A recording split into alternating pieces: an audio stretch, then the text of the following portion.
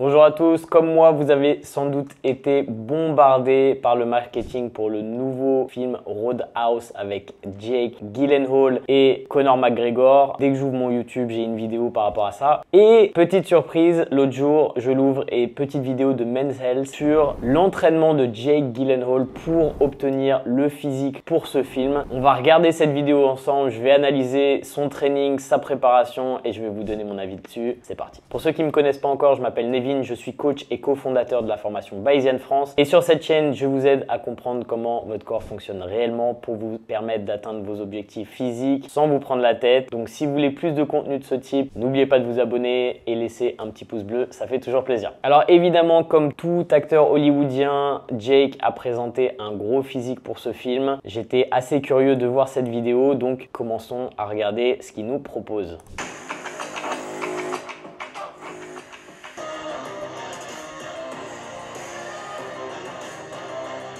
Ok, donc on commence, c'est la présentation du coach de Jake, qui est un coach que j'ai déjà vu, qui est assez connu, qui coach pas mal d'acteurs en fait. Je pense qu'il a un studio d'entraînement. C'est lui qui s'est occupé de la préparation de Jake pour ce film et sans doute pour d'autres films aussi, si je me souviens bien.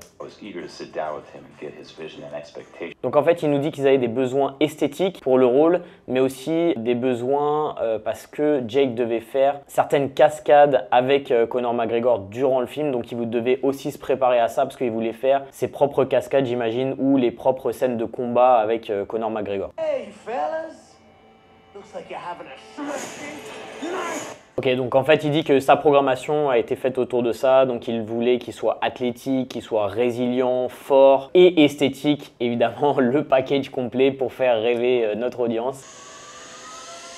On part sur l'entraînement. C'est parti.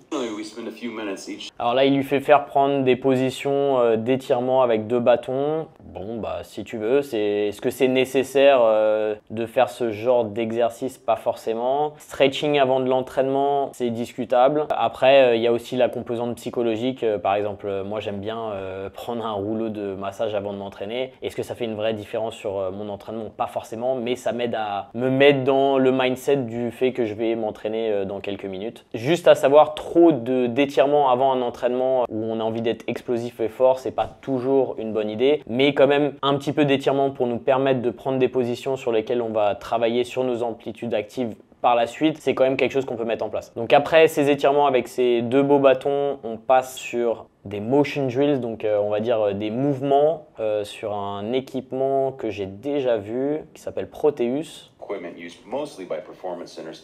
Bon, c'est un équipement qui coûte assez cher. Je pense que ça va être ce qu'ils vont mettre en avant d'une certaine manière sur cette vidéo, c'est que ils ont accès à des outils incroyables, etc. Donc c'est un outil où on peut travailler dans n'importe quelle amplitude et dans n'importe quels angles sur certains exercices et ça nous donne des informations sur l'accélération, sur la force transmise à l'équipement, etc.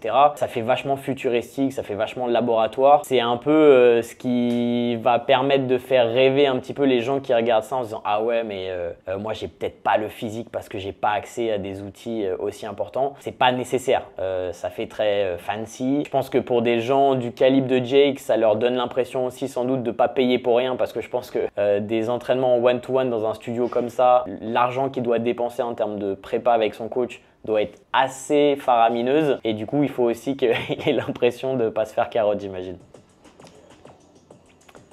Donc il fait des mouvements explosifs, il dit qu'il travaille sur la proprioception, machin, préparer le système nerveux pour le reste de l'entraînement.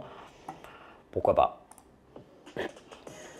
Alors ça c'est pas mal, ils te disent si vous n'avez pas le Proteus, vous pouvez remplacer par du shadowboxing par exemple. Donc ils donnent quand même une alternative parce qu'ils savent que personne va avoir un Proteus dans leur fitness park, ils les attendent. Bon, shadowboxing, si vous faites de la boxe, ouais. Après, shadowboxing pour un échauffement en musculation ou pour atteindre de la performance ou un physique esthétique, bon, discutable.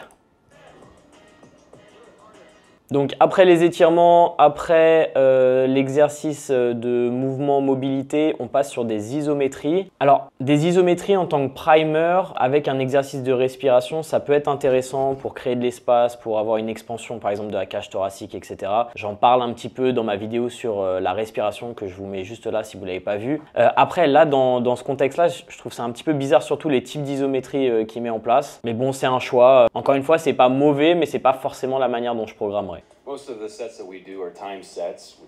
Bon, là il nous dit qu'il nous fait faire des sled push, qu'il veut garder son rythme cardiaque élevé, etc. Donc ça c'est pour le côté athlétique, préparation entre guillemets cardiovasculaire par rapport à ses besoins sur le reste. Ok, pourquoi pas. Après il dit oui, on veut brûler du gras, etc. Bon, encore une fois, vous brûlez pas du gras à l'entraînement. Il n'y a pas d'exercice qui fait brûler du gras. C'est pas parce que vous avez un cardio élevé que vous allez brûler plus de gras. Ce qui brûle du gras, c'est d'être en déficit calorique. Donc, est-ce que vous êtes en déficit calorique par le fait de faire un entraînement qui a un besoin énergétique important? Peut-être, mais c'est pas l'exercice qui va brûler du gras. Donc, bon, ça m'embête un petit peu.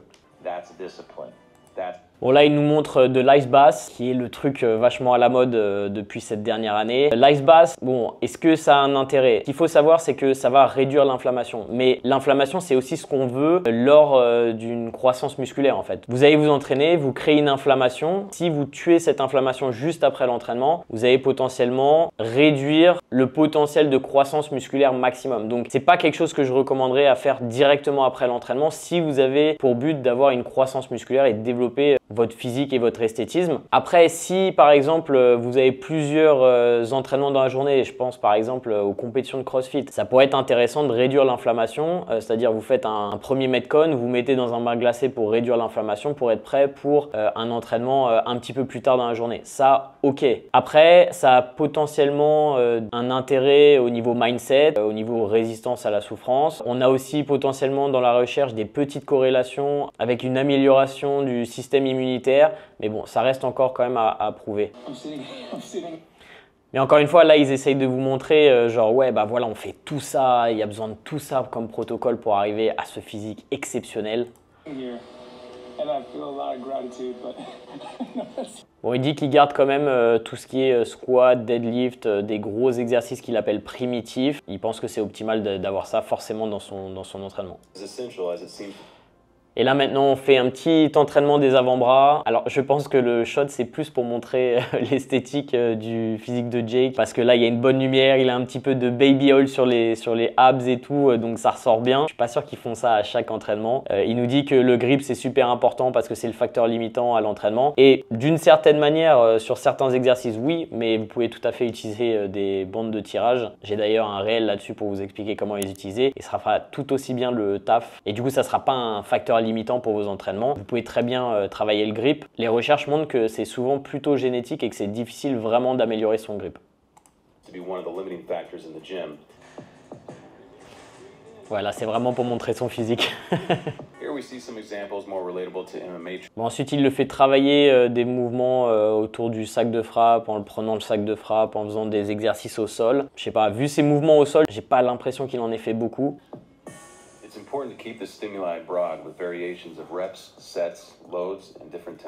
Alors là, il nous dit qu'il faut changer le nombre de reps, la vitesse d'exécution, le tempo, les exercices, etc. Je suis pas forcément d'accord avec ça.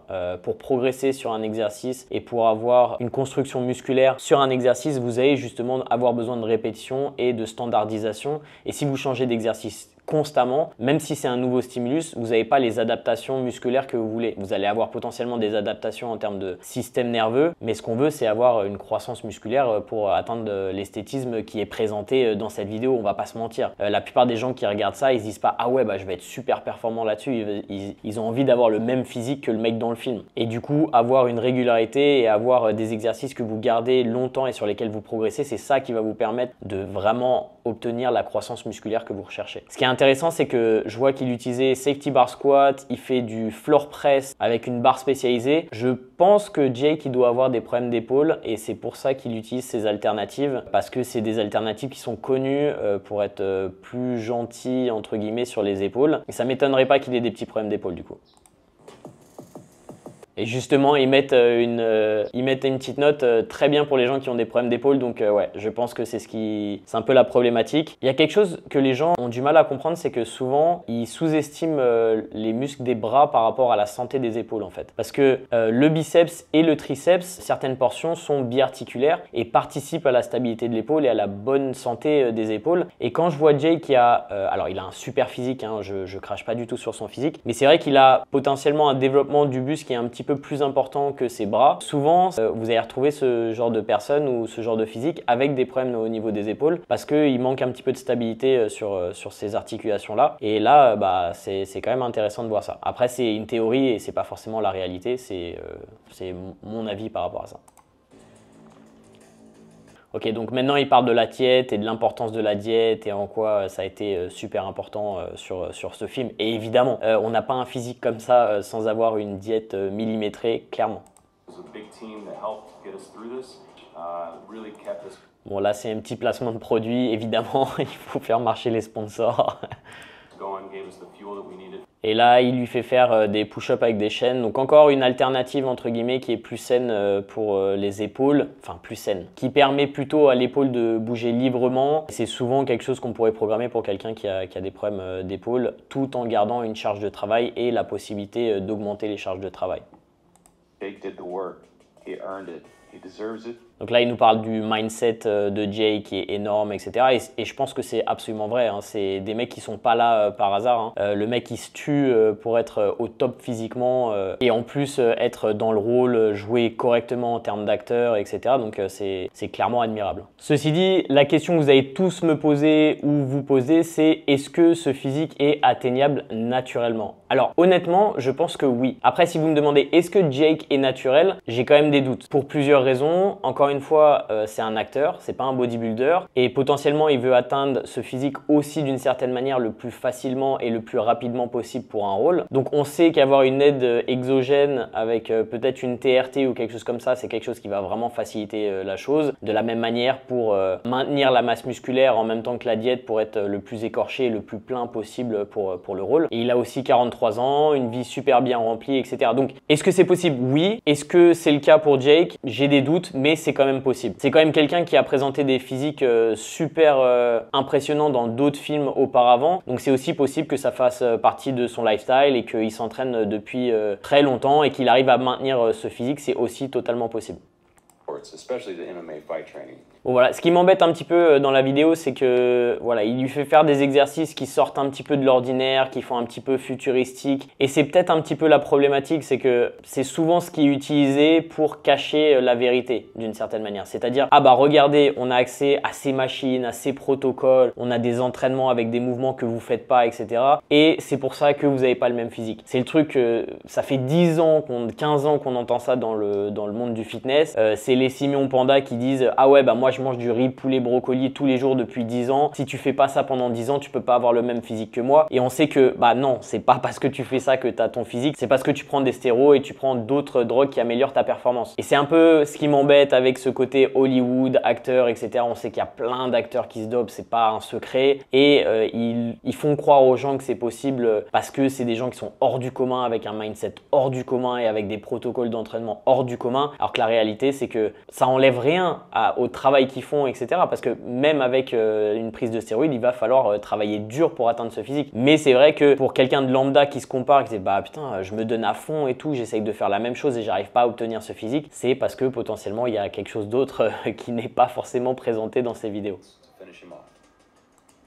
Putain, il adore utiliser le mot primitif partout là. Ouais, alors tu fais des primitive squats, tu fais des primitive climbing. J'en peux plus. Bon, ils veulent vraiment mettre son physique en avant, hein. C'est le but de cette vidéo quand même. Alors ils ont utilisé un vrai event UFC pour faire une intro, pour avoir le monde, etc. Je me rappelle plus quel UFC c'était. Et là il explique qu'avant son entrée, bah, il fait un espèce de protocole avec une recharge glucidique et un entraînement pump pour essayer de faire gonfler ses muscles avant de partir sur scène et de filmer et de paraître le plus plein et le plus musclé possible. Alors évidemment il va pas faire un combat ce soir-là, donc on s'en fout, c'est juste l'esthétisme. on est toujours mieux avec un pump. Alors si vous avez un pump plus un apport en glucides et en sel conséquent, vous allez être le plus pump possible et c'est là où il faut faire des photos parce que vous avez votre meilleur physique. Tous les influenceurs fitness le savent. Petit pump, bonne lumière, banco.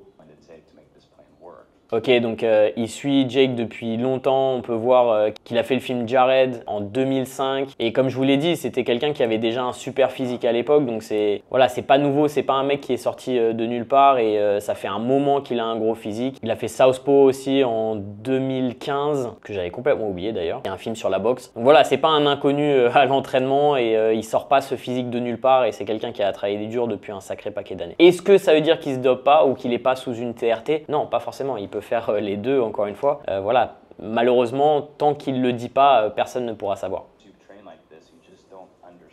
Voilà, j'espère que cette vidéo vous a plu. N'oubliez pas de vous abonner. Si vous voulez en apprendre plus sur la programmation d'entraînement, sur comment optimiser votre entraînement pour avoir le meilleur physique possible, on a un extrait de formation offerte. Il vous suffit de mettre votre mail juste en dessous. N'hésitez pas à laisser un commentaire si vous avez des questions par rapport à cette vidéo ou n'importe quoi d'autre. Et moi, je vous retrouve dans la prochaine. Ciao!